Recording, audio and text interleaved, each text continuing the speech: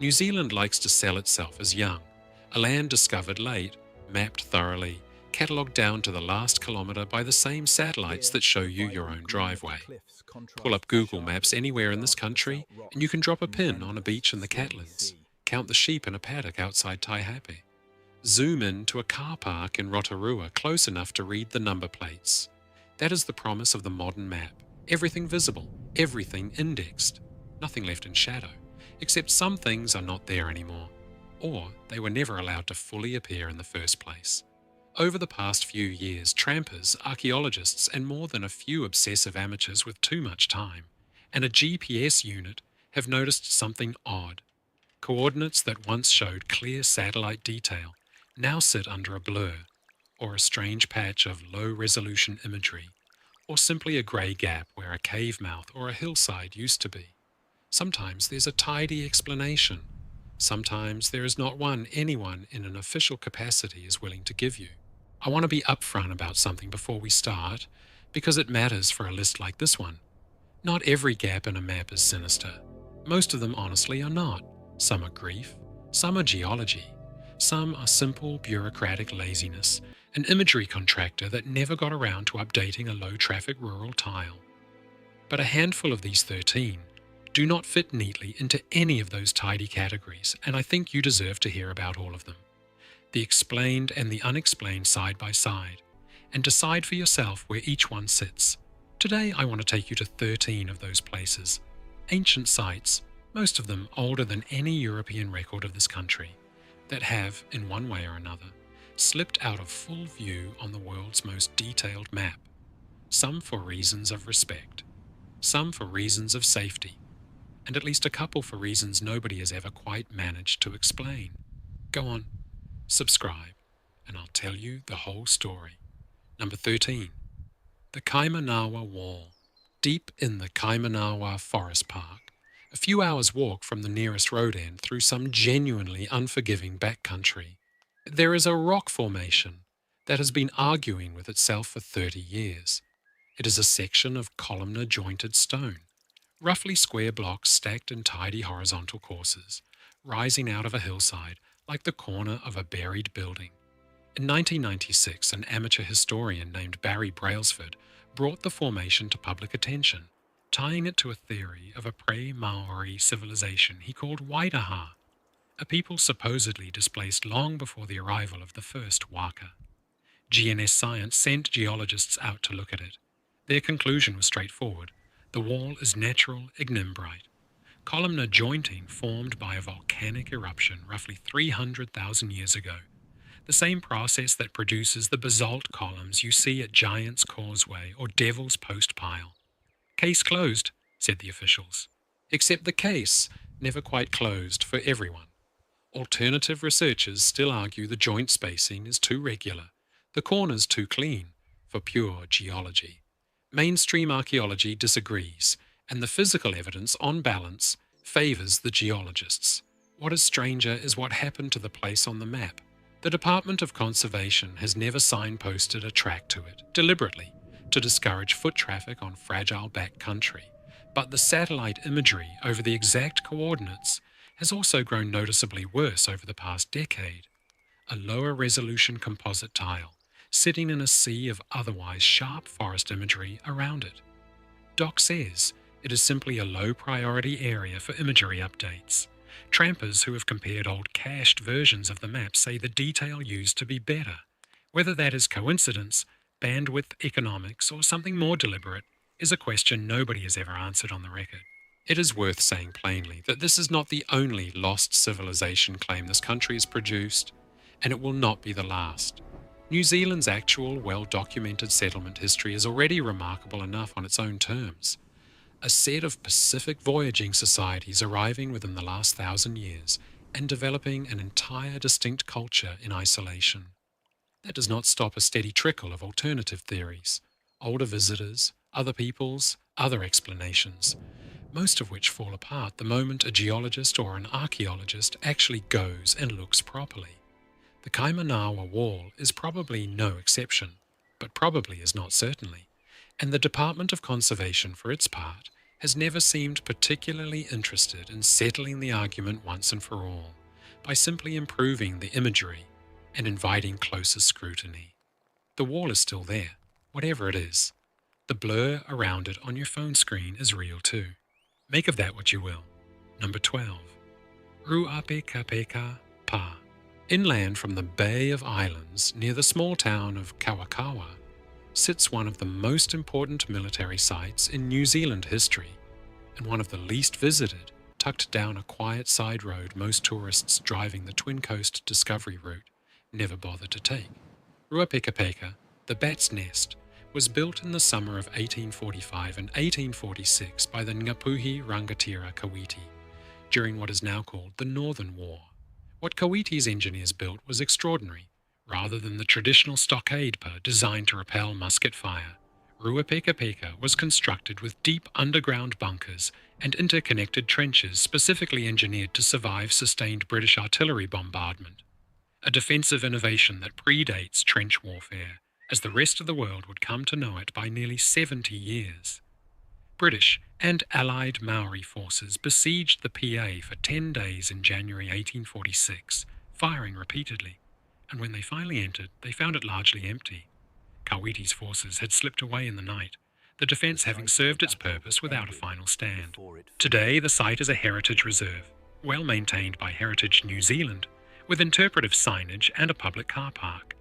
The official version of Ruapekapeka is a tidy one, a battle, a withdrawal, a preserved site. What the official version glosses over is how much of the bunker network remains genuinely unexcavated. Ground-penetrating radar surveys conducted in the 2010s identified trench lines extending well beyond the marked visitor area into surrounding private farmland where no further work has been authorised. On current satellite imagery, several of those outer trench lines, visible in aerial photography from a decade ago, are noticeably harder to make out now, officially attributed to regrowth of gorse and bracken reclaiming ground that heritage staff have limited budget to keep clear. Local historians are less convinced regrowth alone explains it, particularly around one section where a landowner quietly declined further access to researchers in 2019 without giving a reason. A small, easily overlooked detail that nonetheless nags at anyone who has looked closely at the site's full survey history. It helps to understand just how lopsided that siege was on paper. Governor George Grey brought roughly 1,600 British and Allied troops, backed by naval cannon hauled inland at enormous effort, against a defending force a fraction of that size. By any conventional measure of the era, Ruapekapeka should have fallen in an afternoon. Instead, Kawiti's bunkers absorbed 10 days of continuous bombardment with minimal losses, a result so far outside expectations that British military reports back to London struggled to explain it convincingly. Some historians now regard Ruapekapeka as the moment European forces first understood that Maori military engineering was not merely equal to European artillery, but in some respects ahead of it. The bunkers held. The silence around parts of the site has held longer. Number 11. Onawe Peninsula. Banks Peninsula, southeast of Christchurch, is postcard South Island. Volcanic hills, sheltered harbours, holiday baches tucked into bays with names like Akaroa and Duvauchel. Onawe is a narrow finger of land jutting into Akaroa harbour, connected to the mainland by only a slim causeway of shingle that floods at high tide. And if you look at it from the water, it looks like nothing more than a scenic walking spot. It is not that. In 1830 and 1831, the Ngati Toa chief, Te Rauparaha, moving south with muskets acquired through early European trade, attacked a Ngai Tahu Pā on the peninsula. The defenders, badly outmatched, suffered heavy losses, and the events at Onawe remain one of the most significant and painful episodes of the intertribal conflict, sometimes called the Musket Wars. The peninsula today is managed with considerable care by local Ngai Tahu, who regard it as Wahi Tapu, a sacred place, given the number of dead whose remains were never formally recovered or relocated. It is here that the official record and the map itself quietly align in an unusual way.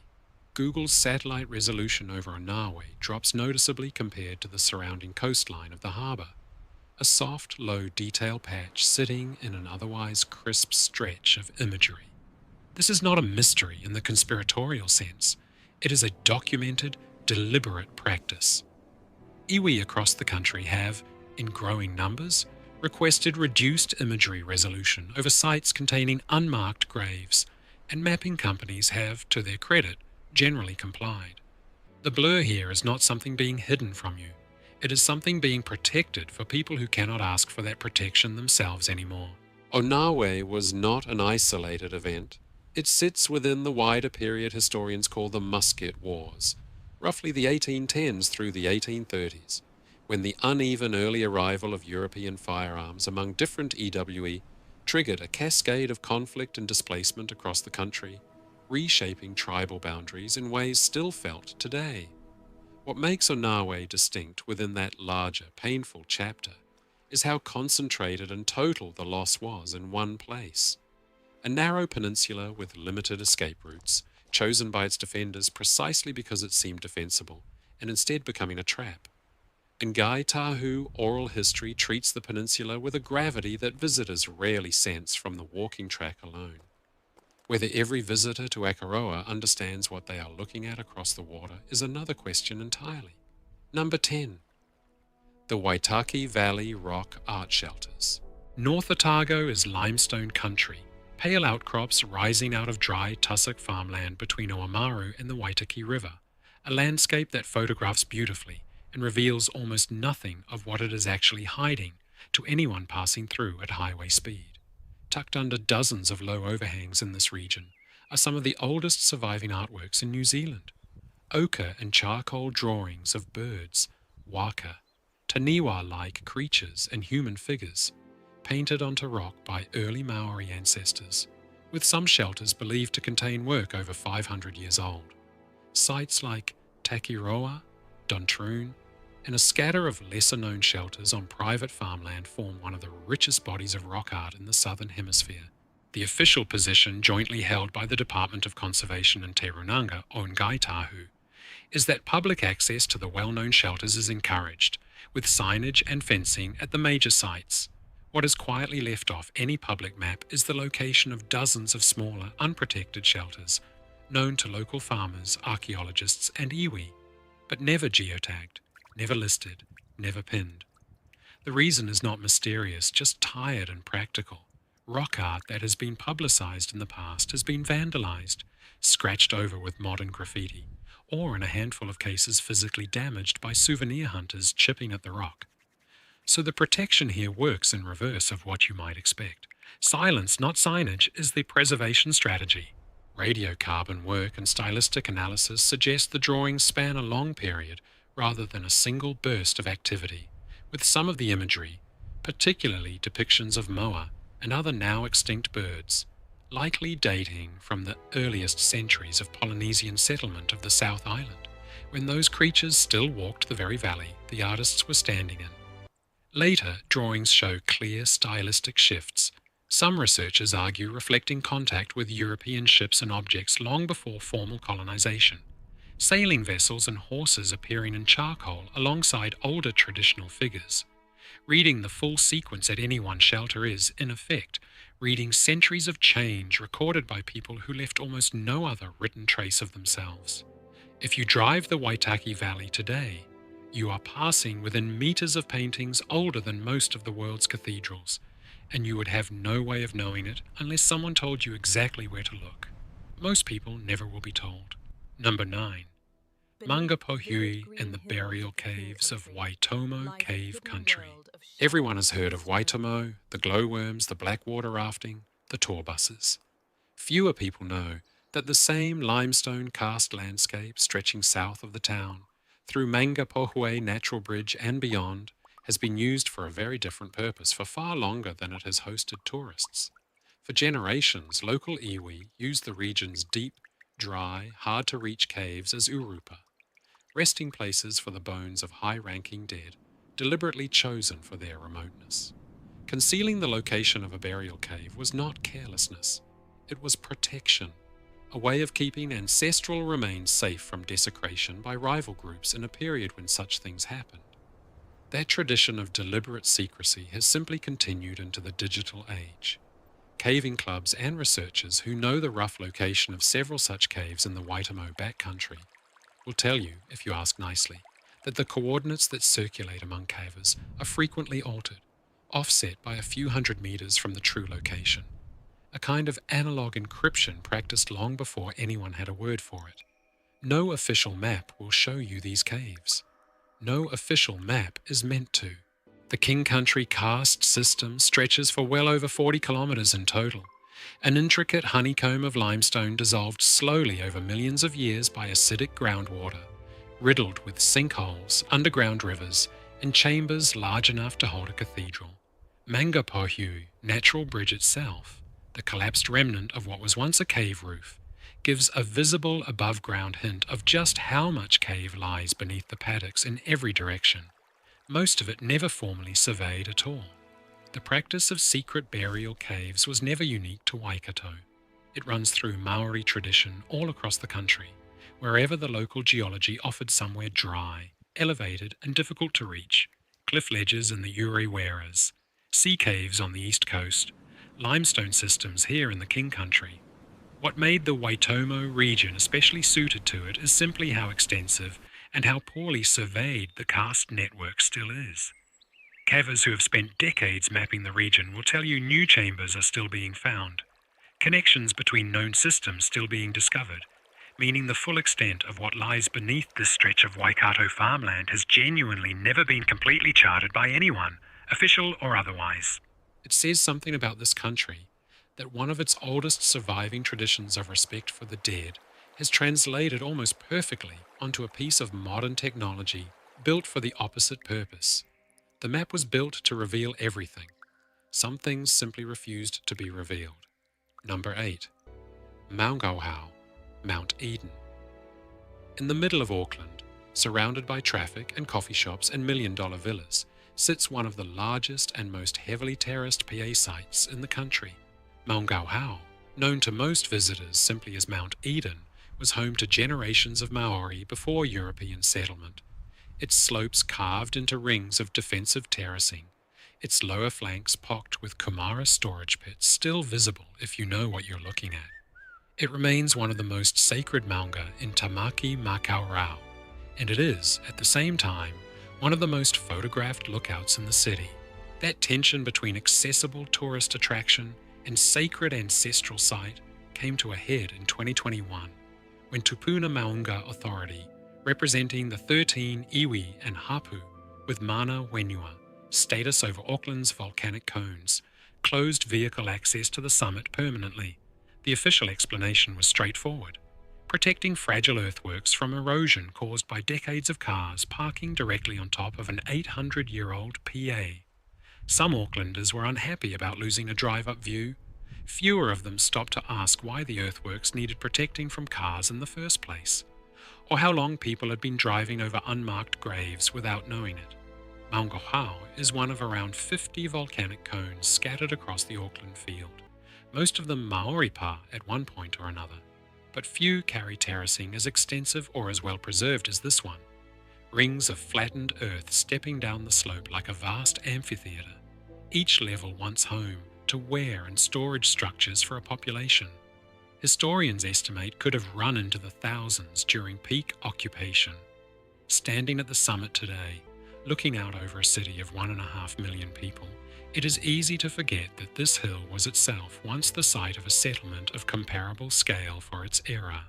The Tupuna Maunga Authority itself is a fairly recent creation, established in 2014 under a treaty of Waitangi settlement, handing collective governance of Auckland's volcanic cones back to the 13 iwi and hapu of Ngamana Wenua, Otamaki Makaurau, after well over a century of the land sitting under various council and crown administrations. The vehicle ban at Maungawhau was one of the authority's first major decisions, and it remains in some corners of the city, a genuinely contested one, weighed against the reality that this was, for a very long time, simply somebody's home. Since the closure, several of the older Desire Line tracks worn into the lower terracing over decades of foot traffic have been deliberately left off updated trail maps, replaced with a single formal path, the older routes allowed to grass back over. On current satellite imagery, those old paths are fading fast. Give it another decade, and the only record of them will be memory. Number 7. The Pouakai Ancient Trail Network. Ringing the western flank of Mount Taranaki, the Pouakai Range was never just scenery. Long before it became one of the North Island's most photographed tramping circuits, famous now for the reflection of the mountain in Pouakai town, splashed across 1,000 Instagram feeds, it was a working transport corridor, a network of trails connecting coastal and inland iwi, used for trade, for seasonal food gathering, for movement between settlements around the mountain for centuries before anyone thought to call it a national park. Some of those original trail alignments still exist, faint and half-remembered, cutting more directly through the bush than the modern erosion-managed track does. When the Department of Conservation redesigned sections of the Pouakai circuit in the past decade to reduce erosion and protect fragile alpine tussock, several older trail segments were deliberately closed and, more quietly, removed from official digital track layers altogether, so that hikers using modern GPS apps would simply never see them as an option. This is presented reasonably as sound conservation practice, but it means that pieces of a trail network with genuine pre-European history, walked by ancestors whose names are still known to local iwi, now exist only in oral history, and in the memory of a shrinking number of kaumatua who walked them as children. Once that generation is gone, so is the last living map of routes no satellite ever needs to erase, because no digital record of them will ever have existed in the first place. The old trails were never casual footpaths. They carried greenstone, dried fish, preserved birds and woven goods between coastal settlements around the ring plain of Taranaki-Maunga and inland communities, a genuine trade network that operated with its own conventions and rites of passage long before any road reached the mountain. Some sections followed ridgelines for visibility and defence. Others cut directly through dense bush along routes only someone with generations of accumulated local knowledge could reliably navigate. A kind of memorized, inherited GPS passed down entirely through demonstration and story. If a story like that unsettles you, wait until we get to number 1. Before we go further, if you're finding value in videos like this, do me a favour and subscribe. It genuinely helps show that this kind of content is worth making and that people out there actually want the fuller version of this country's story, not just the brochure. Number 6. Tokomaru Bay, on the east coast of the North Island in the Rohe of Ngati Porou. Tokomaru Bay carries a weight of history that most people driving State Highway 35 never stop long enough to feel. Windows up, radio on, chasing the next photo stop further north.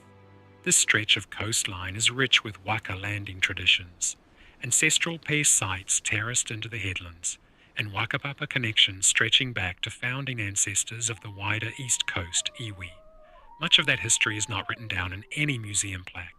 It lives in oral tradition, passed down through generations, tied specifically to physical features of the coastline itself. This rock, that headland, this particular curve of beach. Which is what makes the East Coast's relationship with mapping technology so unusual.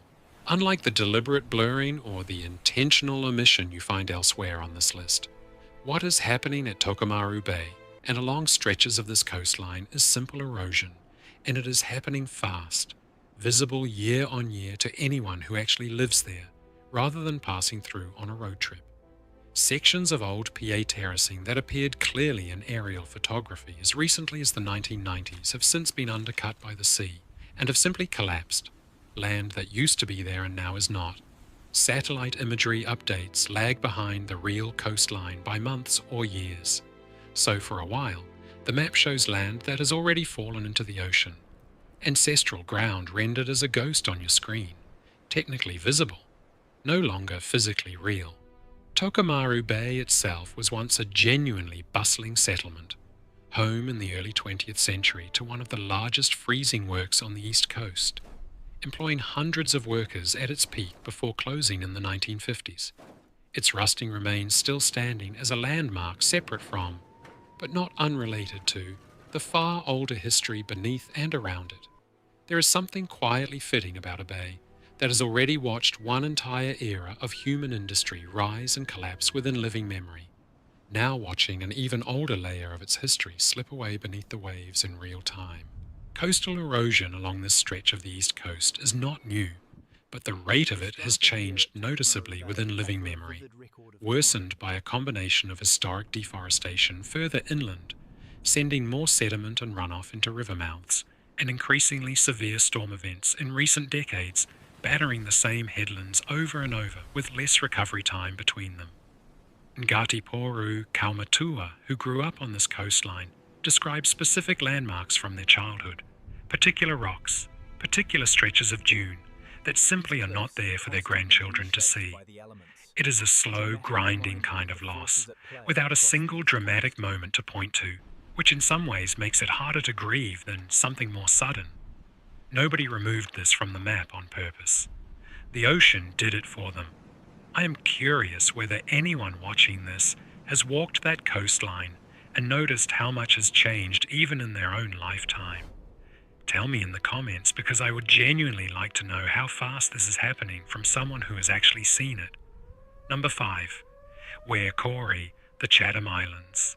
800 kilometres east of the New Zealand mainland, the Chatham Islands rarely make it into conversations about this country's ancient history, which is a shame, because they hold one of the most extraordinary and least understood cultural records anywhere in the Pacific. The Moriori people, who settled the island centuries ago, developed a distinct culture built around a strict commitment to peaceful conflict resolution. And among their most remarkable legacies are the Rakau Momori, tree carvings, images cut into the living bark of kopi trees, some of which have survived for well over a century, growing and distorting with the tree itself as it ages. The official history here is a difficult one, and this channel is not going to soften it. In 1835, Ngati Mutunga and Ngati Tama, migrating from Taranaki aboard a chartered European ship, invaded the islands and subjected the Moriori to killing and enslavement, an event modern historians describe plainly as one of the darkest episodes in this country's colonial-era history, made possible in part by European shipping. The invaders had themselves been displaced from their own Taranaki homelands by conflict during the same turbulent musket wars period touched on earlier in this list. A chain reaction of dispossession that ultimately washed up 800 kilometres out into the Pacific and fell on a people who had built their entire society around avoiding exactly this outcome. The Moriori population, once numbering in the thousands, was reduced drastically. That the Rakau Momori survive at all is remarkable. Central to Moriori identity was a covenant known as Nunuku's Law, attributed to an ancestor named Nunuku Wenua, which formally prohibited killing and required disputes to be settled without lethal violence. A remarkable and, for its time and place, unusual social commitment maintained for generations before the 1835 invasion. Some historians describe it as one of the most sustained peace covenants documented in world history prior to European contact. It is a grim irony, often noted by researchers, that this very commitment to non-violence, when the moment of invasion came, left the Moriori largely unwilling to fight back even in self-defense, honoring the covenant to their own catastrophic cost. The groves containing surviving tree carvings are today protected reserves managed by the Hokotehi Moriori Trust, and access requires direct permission. No public map lists their exact locations. This is not bureaucratic caution. The trees themselves are old and dying, some already lost, and every unnecessary visitor increases the risk of accidental damage to what is, in the most literal sense, a living, breathing historical document that cannot be replaced once it falls. Protecting it by omission is right now the only protection that works. Number 4. The Moa-Hunter caves of central Otago. Long before European settlers arrived chasing gold, the dry, schist-riddled hill country of central Otago, around places like Earnsclere and the Ida Valley, was home to some of the earliest confirmed human occupation sites in the South Island, a landscape of tussock and exposed rock that looks to most modern visitors driving through on the way to Queenstown like it has always been empty. It was not. Rock shelters and limestone overhangs across the region have yielded extensive deposits of moa bone alongside early Maori tool-working sites.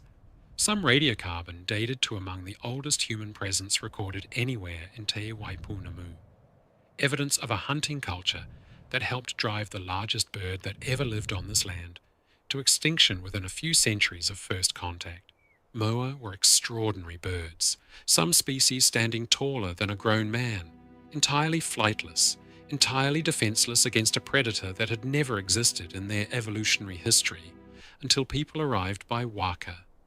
Within roughly a century or two of sustained hunting, all 9 species were gone, one of the fastest large-scale extinctions of megafauna anywhere in the world. A sobering fact that early Maori society itself seems to have recognized and responded to. Shifting hunting and resource strategies as moa numbers collapsed. The central Otago sites preserved that entire transition in layered deposits, feasting debris, giving way over time to evidence of a very different, more conservation-minded way of living off the land. Here, the concealment is entirely deliberate, and it is written into national policy. The New Zealand Archaeological Association maintains a central register of recorded archaeological sites across the country, and for many entries, particularly caves and rock shelters containing exposed artifacts or human remains, the precise GIS coordinates are withheld from public access specifically to prevent looting. Researchers can apply for access.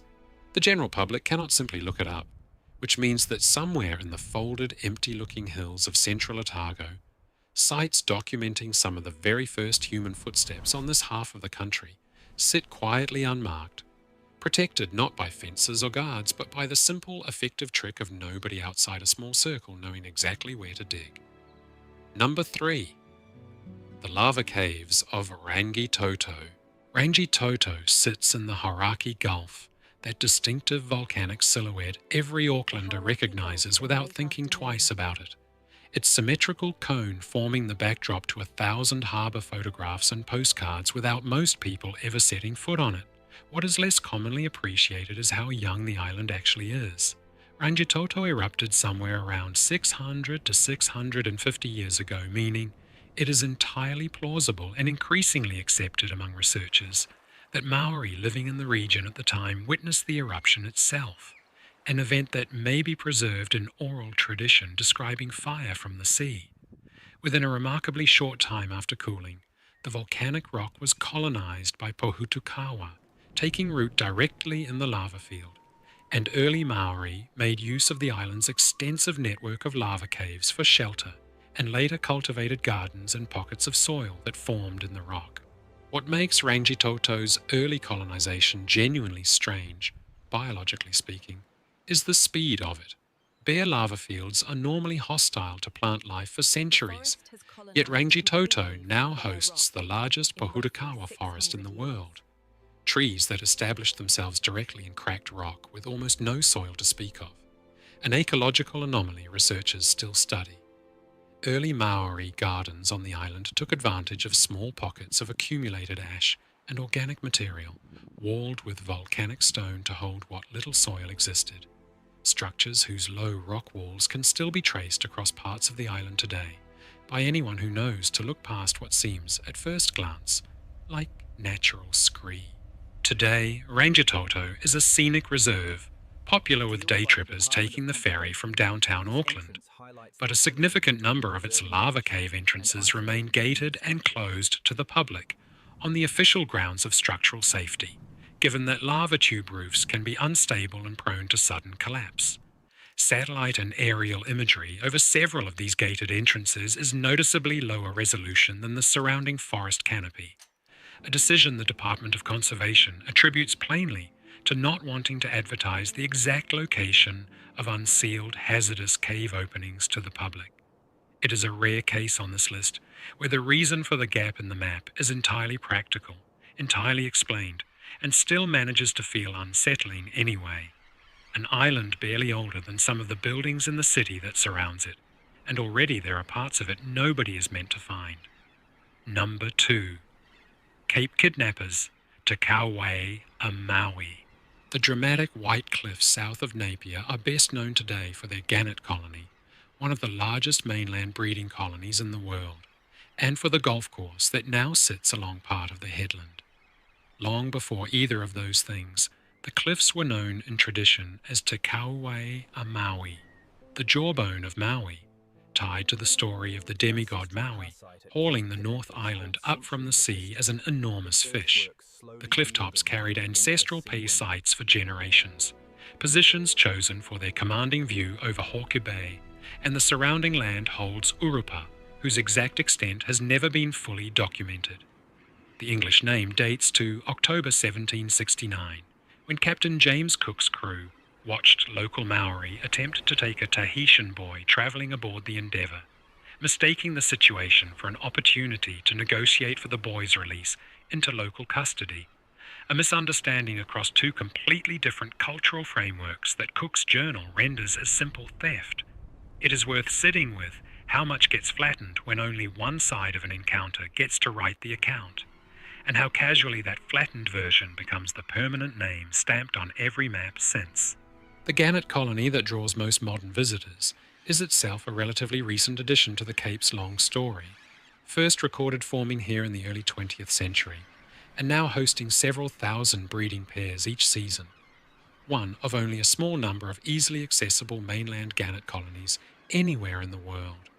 It is a strange layering of significance on a single headland, an ancient pā and burial ground beneath a golf course, beneath a globally significant seabird colony, three entirely different reasons for a place to matter, none of which particularly overlap in how they are managed or understood by the people who visit for each one. What makes this site unusual is how actively the coastline itself keeps interfering with the historical record. These cliffs are soft, eroding sedimentary rock, and they collapse regularly, sometimes dramatically, sometimes overnight. When erosion exposes koiwi, human remains, in the cliff face, which it does periodically, the affected section is closed immediately, while the remains are recovered and handled according to Tikanga, in consultation with the relevant hapu. During these closures, which can last months, the area is deliberately left off public trail maps and satellite imagery updates, for the section are quietly delayed. It is, again, not concealment for its own sake. It is a country trying, however imperfectly, to give the dead a moment of dignity before the map moves on and pretends nothing happened there at all. And now number one, Te Rerenga Wairua, Cape Reinga. This is the one that started me thinking about this whole list in the first place. Cape Reinga sits at the very top of the North Island, a windswept, wave-lashed point where two oceans genuinely meet, the Tasman Sea colliding with the Pacific in a visible line of churning current below the lighthouse, a detail that feels almost too on the nose for a place already carrying this much symbolic weight. And if you have ever seen a New Zealand tourism advertisement, you have almost certainly seen it, the White Lighthouse, the two oceans meeting in a churn of current below the point, the single wind-bent Pohutukawa clinging to the cliff edge. It is, without much argument, one of the most sacred sites in the entire country, known across virtually every iwi as Te Rerenga Wairua, the leaping-off place of spirits, the point from which the Wairua of the dead are believed to depart this world, descending along the roots of that ancient Pohutukawa into the underworld, before surfacing one final time at the Three Kings Islands to farewell the land. The Pohutukawa itself is thought to be around 800 years old, permanently wind-bent, rooted directly into bare rock on the cliff edge, with no visible soil to sustain it, and it has never, in living memory or recorded history, been seen to flower, which local tradition holds as entirely fitting for a tree standing at the threshold between the world of the living and the world of the dead. Iwi from across the country, whatever their local variations in belief, tend to converge on the significance of this exact point, a rare piece of shared spiritual geography in a country whose traditions are otherwise wonderfully, deliberately regional and distinct from iwi to iwi. Here is the twist in this one, and it is why I saved it for last. Cape Reinga is not hidden. It is the opposite. It is one of the most visited, most photographed, most thoroughly mapped tourist destinations in the country. Car park, visitor centre, street view coverage right up to the lighthouse door. And yet, the closer you look at what actually surrounds the point, the less the map is willing to tell you. The precise underwater features below the cliff, said in tradition to be the entry point itself, are excluded from most publicly available marine charting detail. Diving and boating in the immediate waters around the point are heavily discouraged by both the Department of Conservation and local iwi, treated not as a recreational restriction but as a matter of basic respect. And a scatter of small, unmarked rupa along the approach road, some barely a stone's length from the car park where tour buses idle every single day, appear on no signage, no map, no plaque, known only to the people whose ancestors are buried there. So the country's single most photographed sacred site turns out to be the clearest example of everything this whole list has been circling. You can stand exactly where millions of people have stood, take the exact photo a million people have taken, and still be nowhere near actually seeing the place for what it is to the people who have carried its meaning for 1,000 years. The postcard was never lying exactly. It was simply never trying to show you the whole thing. 13 places, some erased on purpose, out of grief, or protection, or plain respect for people who can no longer speak for themselves. Some erased by accident, by a coastline that does not care what history it swallows. A couple erased for reasons nobody has ever fully explained and probably never will. What strikes me, having spent a good long while now walking through all 13 of these in my head, is that this country was hiding things long before anyone had a satellite to blur. Secrecy around burial caves, silence around rock art, the deliberate withholding of a location from anyone who has not earned the right to know it. All of that is old, older than any map, older than any camera. The blur on your phone screen today is not a new kind of concealment. It is just the oldest trick this land knows, wearing new clothes. There's a pattern running under all 13 of these that I did not fully see myself until I had written the whole list out. Nearly every one of them involves the dead, one way or another, urupa, koiwi exposed by erosion, a battlefield, a people nearly erased entirely. And in nearly every case, the response to that has been the same. Not a wall, not a lock, not an angry sign, just quiet, and the withholding of a location. It turns out that is one of the oldest forms of respect this country has, and one of the hardest for a culture built on GPS pins and geotagged photos to properly understand. We are used to thinking that if something matters, you mark it, you share it, you make sure it is found. Here, again and again. The opposite has held true. What matters most is often what nobody tells you where to find. I've made a lot of these videos now, walked a lot of coastlines and back roads chasing stories other people had mostly stopped telling, and this list has stuck with me more than most. Maybe because it is not really about maps at all, not underneath.